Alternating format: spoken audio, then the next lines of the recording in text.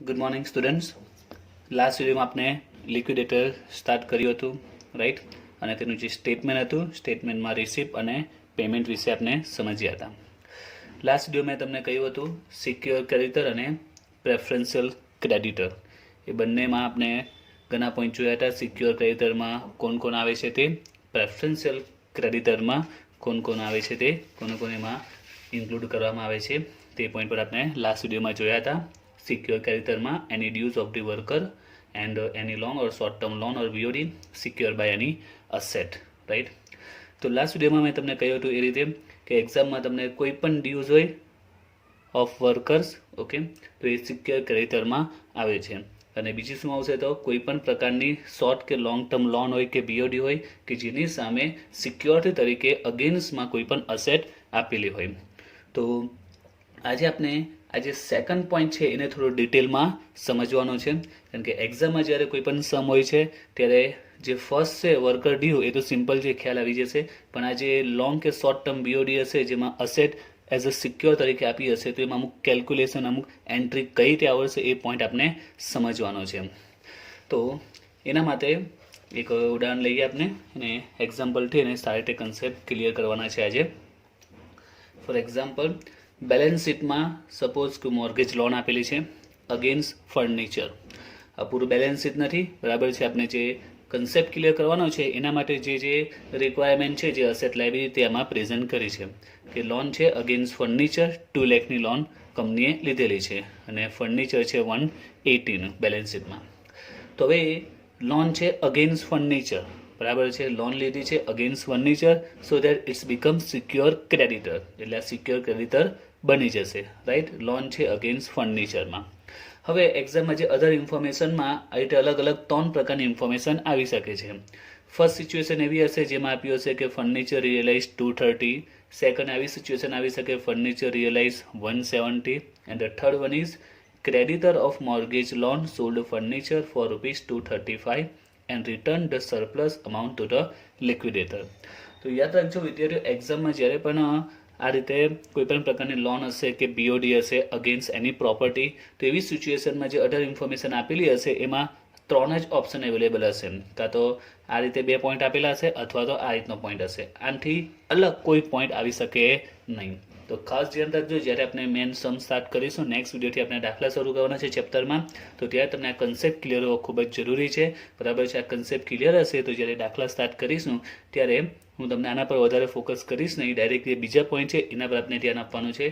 એટલે આ જો કન્સેપ્ટ ક્લિયર હશે તો એમાં આપણે ફટાફટ એન્ટ્રી આપી દઈશું.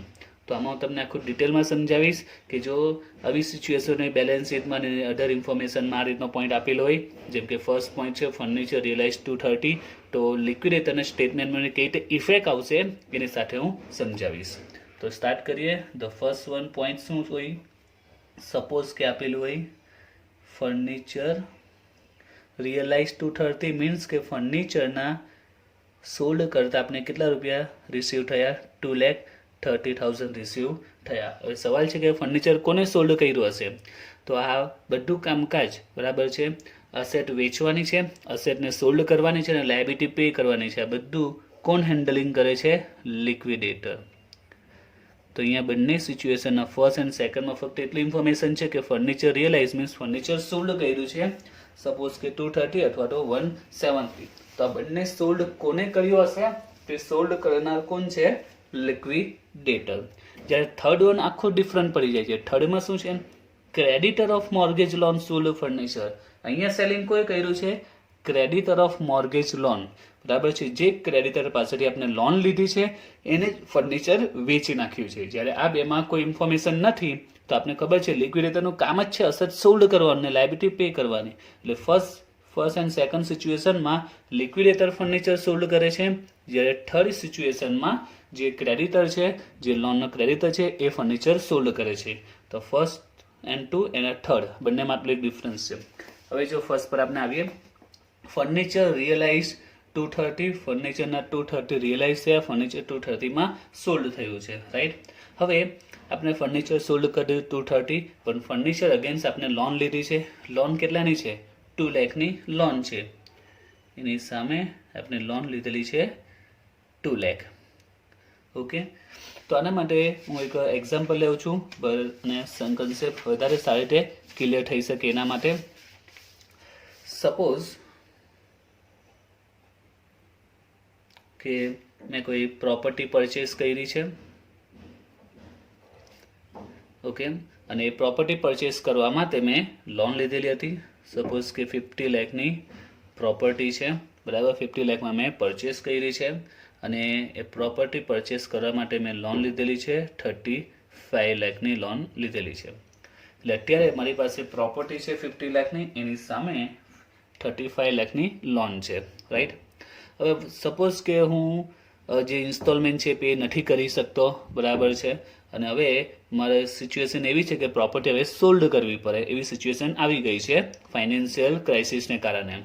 તો હવે હું શું કરી તે, તો સપોઝ કે પ્રોપર્ટી 50 લાખની છે, બરાબર. 50 લાખમાં પરચેસ કરી, સપોઝ કે અત્યારે 50 લાખમાં એ સેલ કરી શકાય છે. એની સેલ્સ વેલ્યુ એવરેજ 50 લાખ છે અને લોન સામે કેટલી છે? 35 લાખની લોન છે. તો મારી પાસે ફાઇનાન્શિયલ ક્રાઇસિસ હોવાને કારણે મેં વિચાર્યું કે હવે પ્રોપર્ટીને સોલ્ડ કરી દઉં અને લોનને પે કરી દઉં. તો પ્રોપર્ટી મેં સોલ્ડ કરી દીધી, સોલ્ડ કરી 50 લાખમાં, અને એમાંથી લોન મારે પે કરવી પડશે. અગેન્સ્ટ પ્રોપર્ટી લોન છે, 35 લાખની લોન પે કરી દીધી. તો આ સિચ્યુએશનમાં તમે સિમ્પલ વિચારો કે મારી પાસે ઇન્કમ કેટલી થઈ, મને રિસિપ્ટ કેટલી થઈ અને મેં પેમેન્ટ કેટલું કર્યું. તો જો વિચારો કે મારી રિસિપ્ટ કેટલી, તો મને કેટલા રૂપિયા રિસીવ થયા? 50 લાખ રિસીવ થયા. અને સામે મેં પેમેન્ટ કેટલું કર્યું? તો સામે પેમેન્ટ કર્યું છે 35 લાખનું. ક્લિયર? આ સિમ્પલ કન્સેપ્ટ છે, બરાબર છે, કોઈને પણ ખબર પડી જાય. 50 લાખમાં અસેટ સોલ્ડ કરી અને 35 લાખની લોન પે કરી, બરાબર છે. તો આપનું જે સ્ટેટમેન્ટ છે લિક્વિડેટર તે આ જ છે. એક બાજુ રિસીપ આવે ને એક બાજુ પેમેન્ટ આવે. અસેટ રિયલાઇઝ થાય તે આપણે રિસીપમાં ડેબિટ સાઈડ આવશે અને આપણે જે લોનનું પેમેન્ટ કરીશું એ પેમેન્ટમાં જશે. તો પેમેન્ટમાં કેમાં જશે? આપણે ખબર છે આ લોન કેવી છે? સિક્યોર્ડ છે અને અગેન્સ્ટમાં ફર્નિચર આપેલું છે, એટલે સિક્યોર ક્રેડિટરમાં પેમેન્ટ એનું થશે. એટલે આપનો જે સમ છે તે એઝ ઇટ ઇઝ આ જ છે કે લોન છે 2 લાખની ને ફર્નિચરના રિયલાઇઝ થયા 230. જો આપણે એની ઇફેક્ટ આપવી હોય તો આપણે અકાઉન્ટમાં ઇફેક્ટ આપીને બતાવું છું, જેથી કરીને દાખલા જ્યારે સ્ટાર્ટ કરીએ તો તમને આઈડિયા આવી જશે લિક્વિડેટરના સ્ટેટમેન્ટમાંની શું ઇફેક્ટ આવે. જો ક્વેશ્ચનમાં ફર્સ્ટ પોઈન્ટ આપેલો હોય ફર્નિચર રિયલાઇઝ 230, બરાબર છે. આ બેને અત્યારે ઇગ્નોર કરો, ક્વેશ્ચનમાં ખાલી આટલું જ આપ્યું છે ફર્નિચર રિયલાઇઝ 230. તો એની ઇફેક્ટ શું આવે તે આવી સિચ્યુએશનમાં. તો લિક્વિડેટરનું જે સ્ટેટમેન્ટ છે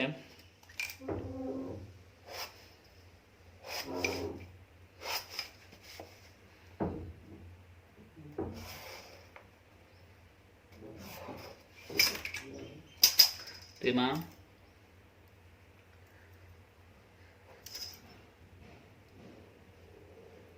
રિસિપ્ટ્સ, પેમેન્ટ. તો રિસિપ્ટમાં અસેટ રિયલાઇઝ, તો અસેટને આપણે કેટલા રૂપિયા રિસીવ થયા? આપણે અસેટ કઈ વેચી છે? ફર્નિચર. તો ફર્નિચરના આપણે કેટલા રૂપિયા રિસીવ થયા? 230 રિસીવ થયા છે. તો એ માટે આપણે લોન પે કરી દઈશું. લોન કેટલાની છે? 2 લાખની લોન છે. તો એ કેમાં જશે? સિક્યોર્ડ ક્રેડિટરના હેડિંગમાં જશે, અંડર સિક્યોર ક્રેડિટર. તો હેડિંગ આપવાનું સિક્યોર ક્રેડિટર. એમાં આપણે લોન પે કરીશું, મોર્ગેજ લોન. કેટલી છે લોન? 2 લાખની. તો આની એન્ટ્રી આવી ગઈ. સિમ્પલ પોઈન્ટ છે. આપણી પાસે 230 રિસીવ થયા અને લોન કેટલી છે? 2 લાખની. તો આપણી પાસે ઇનફ મની છે પેમેન્ટ કરવા માટે, રાઈટ. 2,30,000 ઇનફ છે 2 લાખની લોન પે કરવા માટે. તો 230 રિસીવ થયા, એમાંથી આપણે 2 લાખની લોન પે કરી દીધી, રાઈટ. હવે જોઈએ આપણે સેકન્ડ સિચ્યુએશન કે એમાં શું ઇફેક્ટ આવશે. તો સેકન્ડ સિચ્યુએશન બી સેમ જ આપ્યું છે, ખાલી અમાઉન્ટનો ડિફરન્સ છે. સેકન્ડમાં કીધું છે ફર્નિચર રિયલાઇઝ 170, ફર્નિચર રિયલાઇઝ 170 અને લોનની અમાઉન્ટ કેટલી છે? તો લોનની અમાઉન્ટ છે 2 લાખ. તો આમાં પણ એ સેમ ટુ સેમ ઇફેક્ટ આવશે. લિક્વિડેટર સ્ટેટમેન્ટમાં ફર્સ્ટ આપણે અસેટ રિયલાઇઝ થઈ તે રિસીપ્ટમાં આવશે અને એનું પેમેન્ટ કરીશું તે પેમેન્ટમાં આવશે. ઓકે, તેના માટે આપણે બનાવીએ લિક્વિડેટર સ્ટેટમેન્ટ શોર્ટમાં.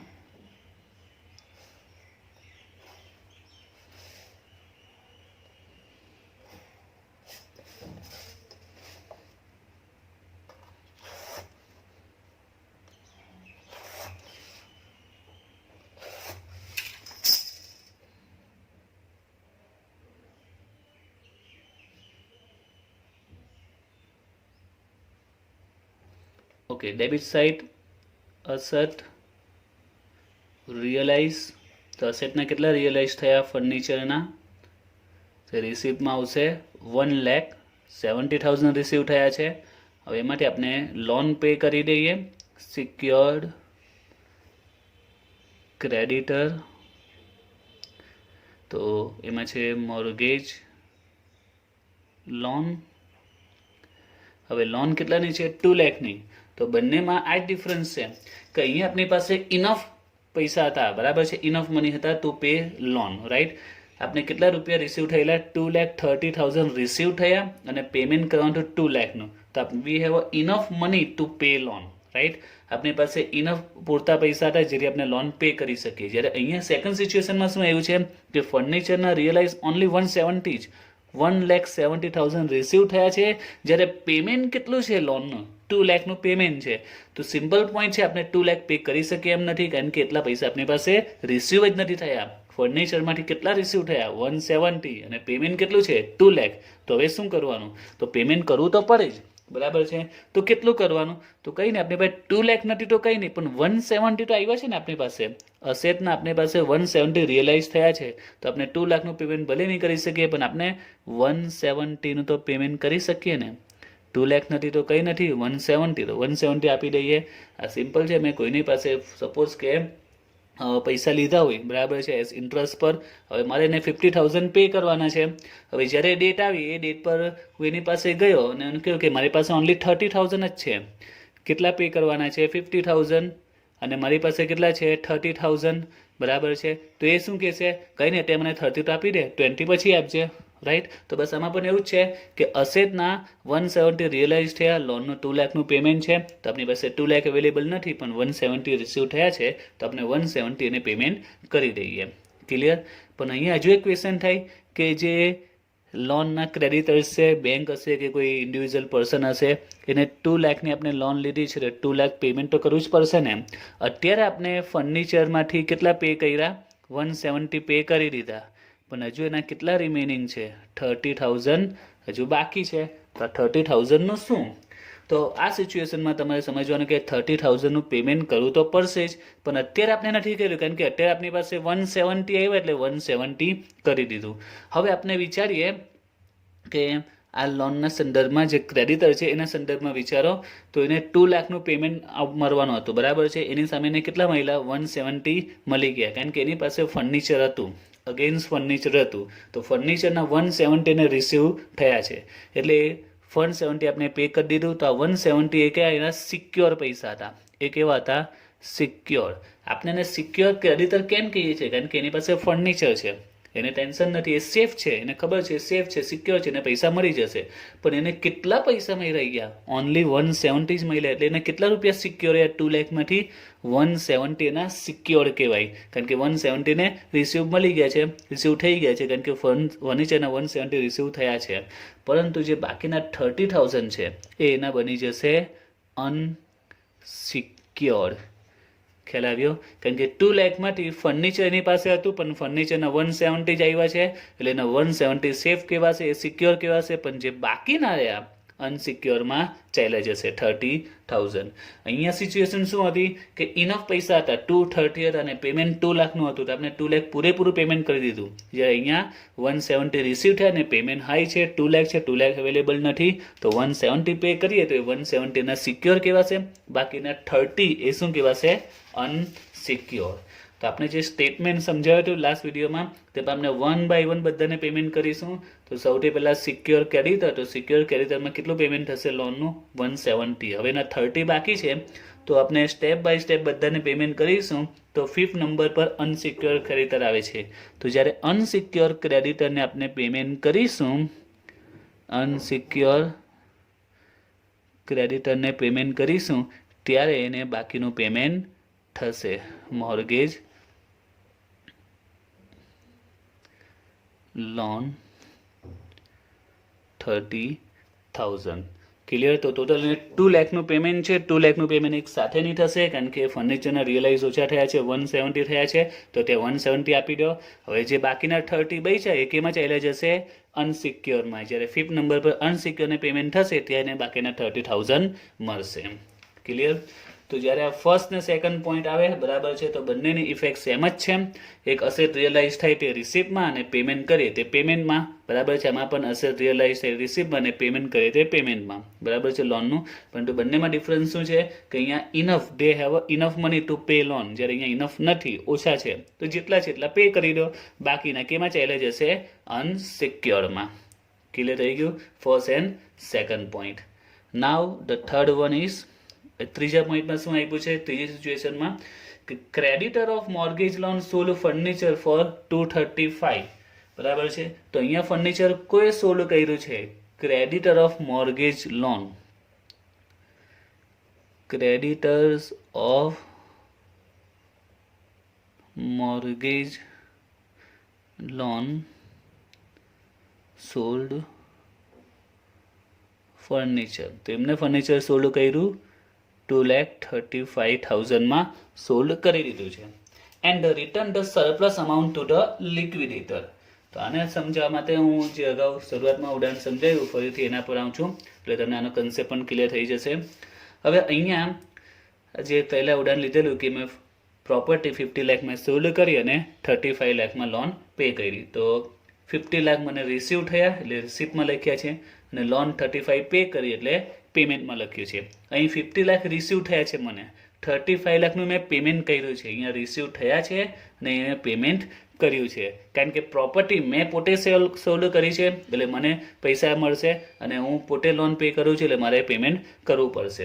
હવે સપોઝ કે હું આ કોઈ પ્રોસીજર કરતો નથી, હું પ્રોપર્ટી સોલ્ડ કરતો નથી, તો આવી સિચ્યુએશનમાં બેંક શું કરશે? એક્શન લેશે અને બેંક પોતે પ્રોપર્ટી સોલ્ડ કરી દેશે. Bank sold property. કેમ કે મેં કોઈ એક્શન લીધું નહીં, મેં સોલ્ડ નહીં કર્યું, તો બેંકે લીગલી પ્રોસિજર કરીને મારી જે પ્રોપર્ટી હતી પ્રોપર્ટી સોલ્ડ કરી. સપોઝ કે બેંકે 50 લાખમાં સોલ્ડ કરી પ્રોપર્ટી. હવે જો પોઈન્ટને સમજો, લોન હતી કેટલાની? 35ની લોન હતી, અને બેંકે પ્રોપર્ટી કેટલામાં સોલ્ડ કરી? 50 લાખમાં. તો અમારો બેંકને ફાયદો થઈ ગયો. બેંકે 35 લાખની લોન આપી અને સામે પ્રોપર્ટીમાંથી કેટલા રિસીવ થયા? 50 લાખ. તો બેંક તો પ્લસમાં આવી ગઈ. તો એવું નહીં થઈ શકે. લીગલી પ્રોસિજર પ્રમાણે બેંક શું કરશે? એને 50 લાખ મળે, 40 લાખ મળે, કેટલી અમાઉન્ટ મળે એમાંથી સૌથી પહેલાં પોતાના લોનના પૈસા એ કટ કરી નાખશે, અને બાકીના જે પણ વધશે, જે સરપ્લસ વધશે એ બધો મને પાછો લોકોએ રિટર્ન કરવો પડે. એટલે આવી સિચ્યુએશનમાં બેંક શું કરશે? પ્રોપર્ટી 50 લાખમાં સોલ્ડ થઈ અને લોન છે 35 લાખની પોતાના, તો લોનના એ 35 લાખ કટ કરી નાખશે અને બાકીના જે 50 લાખ છે એ મને પરત કરશે. તો એ સરપ્લસના પૈસા મને પાછા આપી દેશે. ક્લિયર થઈ ગયું? તો આ જ પોઈન્ટ છે. હવે આની જો હું ઇફેક્ટ આપવી હોય મારી પાસે, તો ચલો વિચારો, 50 લાખ પ્રોપર્ટીના 50 લાખ શું મારી પાસે આવ્યા છે? શું મારી રિસિપ્ટમાં હું 50 લાખ બતાવીશ? ના, કારણ કે 50 લાખ તો મને નથી મળ્યા. કોને મળ્યા છે? બેંકને મળ્યા છે. બેંક સોલ્ડ કરે છે એટલે 50 લાખની કોઈ ઇફેક્ટ નહીં આપીશ મારા બુકમાં. હવે પેમેન્ટ, શું મારે લોન પેમેન્ટ કરવાની 35 લાખની? તો મારે લોન પણ પેમેન્ટ નથી કરવાની, કારણ કે બેંકે પ્રોપર્ટી વેચી છે 50 લાખમાં, તો બેંક એમાંથી પોતાના પૈસા કાપી નાખશે 35 લાખ. તો હું લોન શું કામ પે કરું? સરપ્લસ 50 લાખ, આ સરપ્લસ મને બેંક આપશે. બેંક મને શું કરશે? 50 લાખમાંથી પોતાના લોનના 35 લાખ કટ કરી નાખશે અને બાકીનો સરપ્લસ મને આપશે. એટલે મારી પાસે રિસિપ્ટ કેટલી આવશે? 15 લાખ મને રિસીવ થશે. તો આનો અર્થ શું થયો કે જો પ્રોપર્ટી બેંક સોલ્ડ કરી દે અથવા જે પણ ક્રેડિટર સોલ્ડ કરી દે, તો એવી સિચ્યુએશનમાં જે સરપ્લસ હોય તે જ આપને મળશે. બરાબર છે? જેટલામાં સોલ્ડ કર્યું તે આપણે પૈસા રિસીવ નહીં થશે, આપણે પેમેન્ટ પણ નથી કરવાનું, આપણે સીધું આ સરપ્લસ લઈ લેવાનું. એટલે એક જ ઇફેક્ટ આવશે. તો સેમ ટુ સેમ સિચ્યુએશન છે અહીંયા આગળ. Creditor of mortgage loan sold furniture 235, બરાબર છે. લોનના ક્રેડિટરે ફર્નિચરને 235માં સોલ્ડ કરી દીધું. હવે લોન હતી કેટલી એ લોકોની? તો લોન કેટલાની હતી? 2 લાખની હતી. તો આનો મિનિંગ શું થયો કે 235 સોલ્ડ કર્યું અને પોતાની લોનના 2 લાખ એ લોકો કટ કરી નાખશે, તો બાકીના 35,000 એ સરપ્લસ છે, એ સરપ્લસ એ લોકો પાછો આપશે. અંદર કહ્યું છે and return the surplus amount to the liquidator. જો ન કહ્યું હોય તો પણ આપણે આપી દેવાનું, કારણ કે બેંકવાળા કે કોઈ પણ ક્રેડિટર પોતાના લોનના પૈસા કવર કરશે, જે રિમેનિંગ અમાઉન્ટ હોય સરપ્લસ હોય તેમને રિટર્ન કરવો પડે છે. તો હવે આની ઇફેક્ટ શું આવશે લિક્વિડેટરના સ્ટેટમેન્ટમાં જોઈએ. લિક્વિડેટર્સ સ્ટેટમેન્ટ, તો આમાં એક જ ઇફેક્ટ આવશે આ સરપ્લસની. આ જે સોલ્ડ કર્યું એની ઇફેક્ટ પણ નહીં આવશે, લોનની ઇફેક્ટ પણ પેમેન્ટ કરવાની જરૂર નથી, ફક્ત આ સરપ્લસની. અને આ સરપ્લસને શું કહેવાય, રિસિપ્ટ સાઇડ શું લખાશે તે એક જ ઇફેક્ટ આવશે, surplus from secured creditors amounts 35,000. તો એક જ ઇફેક્ટ આવશે જ્યારે ક્રેડિટર એટલે કે બેંક જેની પાસે લોન લીધી હોય તે જો પ્રોપર્ટી સોલ્ડ કરી દેશે તો આપણે એક જ એન્ટ્રી એની આપવાની રહેશે. સરપ્લસ ફ્રોમ સિક્યોર ક્રેડિટર, જે આપણે લાસ્ટ વિડીયોમાં સ્ટેટમેન્ટ સમજાવ્યું હતું એમાં પોઈન્ટ હતો સરપ્લસ ફ્રોમ સિક્યોર ક્રેડિટર. તો ક્લિયર થઈ ગયું સરપ્લસ ફ્રોમ સિક્યોર ક્રેડિટર શું છે તેમ. તો આજે આપણે જે સૌથી પહેલાં જોયું તે બરાબર છે. કયો પોઈન્ટ જોયો આપણે કે કોઈ પણ લોન જેની અગેન્સ્ટ ફંડ પ્રોપર્ટી આપેલી હોય તો સિક્યોર ક્રેડિટરમાં આવે, કન્ફર્મ છે કેમાં આવશે સિક્યોરમાં. પણ એક્ઝામમાં ને જે ક્વેશ્ચનમાં નીચે જે અધર ઇન્ફોર્મેશન હોય તેમાં જોવાનું પોઈન્ટમાં શું આપ્યું છે, ફર્નિચર કે જે પણ હશે તો એની સોલ્ડ કેટલામાં સોલ્ડ કર્યું છે, તો એના અલગ અલગ અમાઉન્ટ આવી શકે છે. તો ફક્ત દાખલામાં એવું આપેલું હોય કે ફર્નિચર રિયલાઇઝ કે ફર્નિચર સોલ્ડ, તો એ કોઈ સોલ્ડ કર્યું હશે લિક્વિડેટર, તો એની બે ઇફેક્ટ કન્ફર્મ, અસેટના જે રિયલાઇઝ થાય તે રિસિપ્ટ સાઇડ અને જે પેમેન્ટ કરીએ તે સિક્યોર ક્રેડિટરમાં પેમેન્ટમાં જશે. ઓકે, અને આમાં પણ સેમ ટુ સેમ એ જ ઇફેક્ટ. પણ જો અહીંયા ઇનફ પૈસા હતા, પૂરતા હતા તો આપણે પે કરી દીધું, અહીંયા ઓછા હતા તો જે બાકીના હતા એ કેમાં ચાલ્યા ગયા અનસિક્યોરમાં. બરાબર છે. તો અહીંયા બે ઇફેક્ટ અને અહીંયા ત્રણ ઇફેક્ટ આવી. અને જો ક્રેડિટર્સ ઓફ મોર્ગેજ લોન, બરાબર છે કે બેંક જેની સામે લોન લીધી હોય જેની પાસેથી જો એ જ પ્રોપર્ટી સોલ્ડ કરે તો એવી સિચ્યુએશનમાં એક જ ઇફેક્ટ આવશે. જેટલામાં ફર્નિચર કે જે પણ અસેટ સોલ્ડ થયું છે એમાંથી લોનની અમાઉન્ટ કટ કરી નાખશે અને જે સરપ્લસ હશે સરપ્લસ આપણે રિસીવ થશે, જે રિસીવમાં આવશે surplus from secure creditor. Okay, હવે આપણે જોઈએ પ્રેફરન્શિયલ ક્રેડિટર. હવે પ્રેફરન્શિયલ ક્રેડિટરમાં ટોટલ 5 પોઈન્ટ હતા. તો લાસ્ટ વિડીયોમાં આના વિશે શોર્ટમાં કહ્યું હતું અને એમાં મેં સેકન્ડ પોઈન્ટ વિશે કહ્યું હતું કે સેકન્ડ પોઈન્ટ આપણે સમજીશું. તો આજે હવે સેકન્ડ પોઈન્ટ જોઈએ. બાકીના જે 5th પોઈન્ટ છે ટોટલ એમાં તો એટલો ઇસ્યુ નથી, ખ્યાલ આવી જશે દાખલામાં. પણ જે સેકન્ડ પોઈન્ટ છે એમાં એક્સ્ટ્રા કંઈ આપેલું છે, સેલેરી ઓફ એન એમ્પ્લોય કે clerk 4 months or actual or 20,000 which ever is less. તો આને પણ આપણે કેલ્ક્યુલેશન સમજીએ જે રીતે આ સેકન્ડ પોઈન્ટમાં સિક્યોરમાં સમજાવી એ જ રીતે આને એક્ઝામ્પલ દ્વારા સમજીએ કે આમાં સેલેરી ઓફ એમ્પ્લોય જે ક્વેશ્ચનમાં આપેલી હોય તો આ જે 3 પોઈન્ટ્સ છે એની મદદથી આપણે પ્રેફરન્શિયલ ક્રેડિટરની એકચ્યુઅલ અમાઉન્ટ શોધવાની છે. તો અમાઉન્ટ કઈ રીતે શોધાશે તે આપણે જોઈએ. તો સપોઝ કે ક્વેશ્ચનમાં આ રીતનો પોઈન્ટ આપ્યો છે કે unpaid salary of 4 clerk for last 2 months ₹8,000 per month. તો અહીંયા શું આપેલું છે તે સેલેરી બાકી છે, અનપેડ છે, કેટલા ક્લાર્કની 4 ક્લાર્કની ફોર લાસ્ટ 2 months, 2 monthsની સેલેરી બાકી છે 4 ક્લાર્કની, 8,000 પર મંથ, એટલે કે એક ક્લાર્કની એક મંથની સેલેરી કેટલી છે 8,000 છે.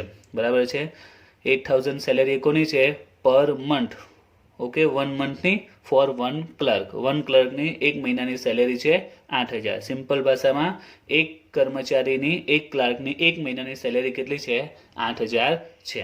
તો આપણે આ જે સ્ટેપ છે સ્ટેપને ફોલો કરવાના છે કે આમાંથી આપણે અમાઉન્ટ શોધવાની છે કે પ્રેફરન્શિયલ ક્રેડિટર કેટલા. જે રીતે આમાં આપણે સિક્યોર ક્રેડિટરની અમાઉન્ટ શોધી લીધી એ રીતે આમાં પ્રેફરન્શિયલ ક્રેડિટરની અમાઉન્ટ શોધવાની છે. તો એના માટે આ સ્ટેપ ફોલો કરવાના છે. તો સ્ટેપ છે 4 months, ત્યાર પછી એકચ્યુઅલ અને 20,000. 4 months, એકચ્યુઅલ એન્ડ 20,000. તો સૌથી પહેલાં 4 months. તો 4 monthsની કેટલી થાય તો 8,000 એ પર મંથ છે.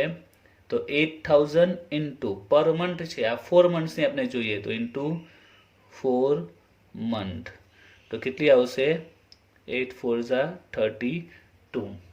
ત્યાર પછી એકચ્યુઅલ, તો એકચ્યુઅલ કેટલી બાકી છે, એકચ્યુઅલ કેટલા મંથની બાકી છે, લાસ્ટ 2 મંથ્સની બાકી છે. કેટલા મંથની, 2 મંથની. મંથલી 8000 છે, મંથલી 8000 છે અને 2 મંથ્સની બાકી છે, તો 8000 ઇન્ટુ 2 મંથ્સ, તે આવશે 16000 એન્ડ લાસ્ટ આ 20000 એઝ ઇટ ઇઝ. તો ત્રણમાંથી કઈ લેવાની, 4 months actual or 20000, whichever is less, તો આમાંથી લેસ કઈ છે, 16000 લેસ છે. એટલે આપણે પ્રેફરન્શિયલ ક્રેડિટરમાં જે વાત કરીએ, પ્રેફરન્શિયલ ક્રેડિટરમાં એમાં 5 અલગ અલગ બાબતોનો સમાવેશ થાય છે, અલગ અલગ લાયબિલિટીમાં ઇન્ક્લુડ છે. તો એમાંથી આ ક્રેડિટર્સમાં જે ક્લાર્કની સેલેરી વાત કરીએ, તો ક્લાર્કની સેલેરી કેટલી છે, એમાંથી પ્રેફરન્શિયલ ક્રેડિટરમાં ક્લાર્કની સેલેરી કેટલી આવશે, જે લેસ છે તે 16000. ક્લિયર થયું કેલ્ક્યુલેશન? તો સિમ્પલ કેલ્ક્યુલેશન છે, રાઈટ. તો આપણે શું કરવાના, 3 સ્ટેપને ફોલો કર્યા છે. 4 મંથ્સ એકચ્યુઅલ અને 20000, ત્રણેયમાંથી જે લેસ હોય તો લેસ કેટલી છે, 16000 એ લઈ લીધી. એ આવી ક્લાર્કની સેલેરી, જે આપણે પ્રેફરન્શિયલ ક્રેડિટરમાં લખીશું. જ્યારે આપણે સ્ટેટમેન્ટ બનાવીશું પ્રેફરન્શિયલ ક્રેડિટર, તો અહીંયા આપણે બતાવીશું ક્લાર્ક સેલેરી 16000, એ રીતે આપણે પ્રેઝન્ટ કરવાના છે. બટ આ જે આપણે અમાઉન્ટ છે એ સાચી નથી, એ હજુ અધૂરી છે ગણતરી. તો આ જે આપણે કેલ્ક્યુલેશન કરીએ છીએ, આ 4 મંથ્સ એકચ્યુઅલ ને 20000, this is for 1 employ, 1 clerk, બરાબર છે. આ જે ગણતરી છે એ કેટલા જણની છે, ઓનલી ફોર 1 ક્લર્ક, 1 એમ્પ્લોયની આ કેલ્ક્યુલેશન છે. હવે આપણે એવા કેટલા ક્લર્ક છે, ધેર આર 4 ક્લર્ક, એટલે 16000 આવ્યા તે એક ક્લર્કના આવ્યા છે. 16000 એ ફોર 1 ક્લર્ક, બરાબર છે, એક ક્લર્કના 16000 છે. એવા કેટલા ક્લર્ક છે ક્વેશ્ચનમાં આપ્યા છે, 4 ક્લર્ક. તો 4 ક્લર્કની કેટલી થશે, 64000. એટલે પ્રેફરન્શિયલ ક્રેડિટરમાં આપણે ક્લર્કની સેલેરી કેટલી પ્રેઝન્ટ કરીશું, 64000, જો આ રીતનો પોઈન્ટ આપેલો હોય તો. ક્લિયર?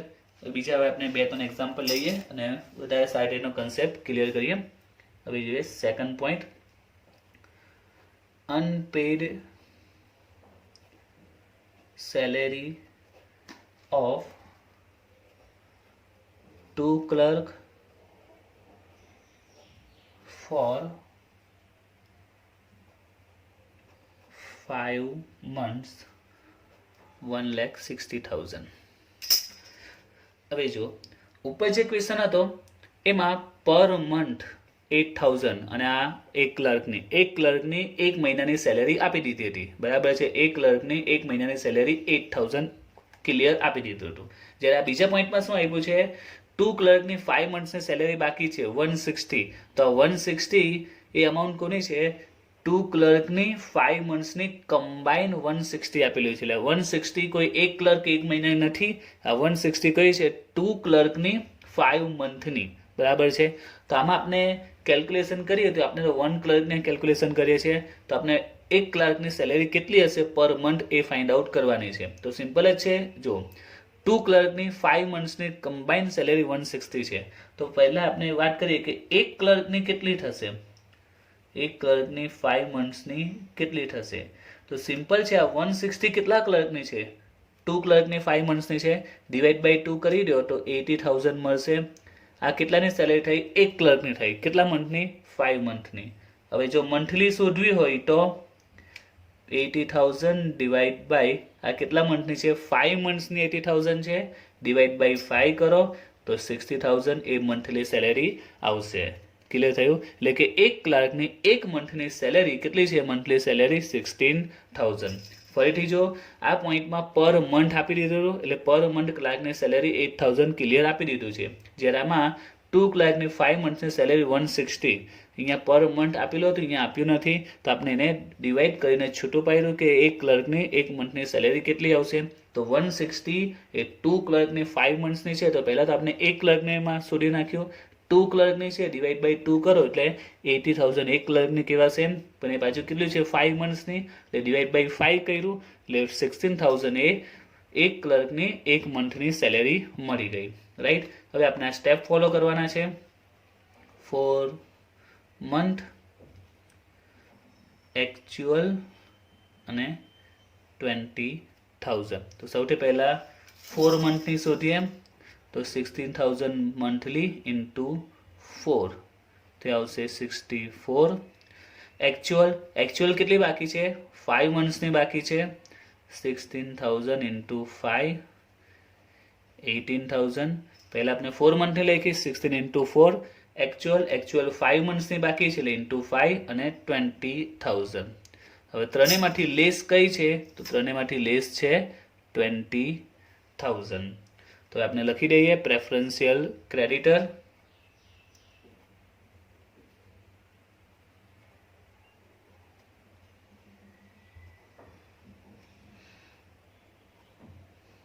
તેમાં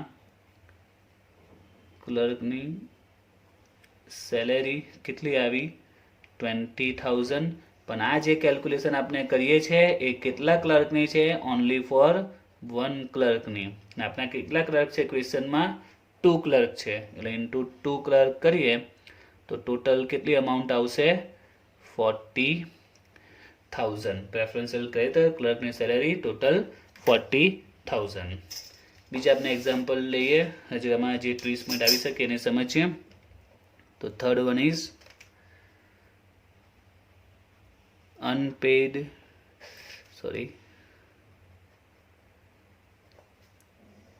unpaid salary of 3 employee for 2 months 36,000. હવે અહીંયા unpaid salary of 3 employ for 2 months 36,000. તો અહીંયા પણ કમ્બાઇન સેલેરી આપી છે.